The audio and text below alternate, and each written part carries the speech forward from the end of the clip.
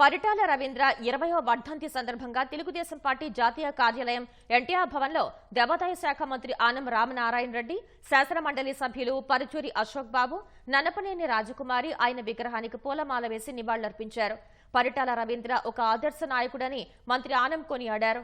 ఆయన సేవల్ని తెలుగు ప్రజలు ఎప్పటికీ గుర్తుంచుకుంటారని తెలిపారు. పరిటాల రవి చూపించిన మార్గంలో ప్రజాసేవకు అంకితమై పనిచేయాల్సిన బాధ్యత అందరిపై ఉందని స్పష్టం చేశారు.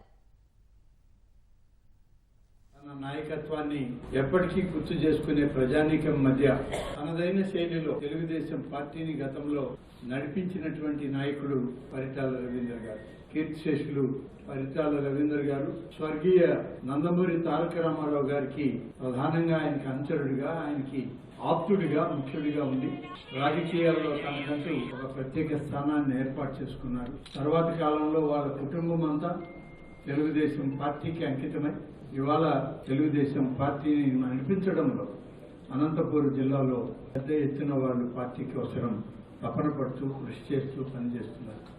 పెద్దలందరూ కలిసి రవీంద్ర గారిని గుర్తు చేసుకుంటూ వారి సేవలు మరింతగా వారి కుటుంబ సభ్యులు తెలుగుదేశం పార్టీకి అందించాలని చెప్పి కోరుతూ సెలవు తీసుకుంటారు.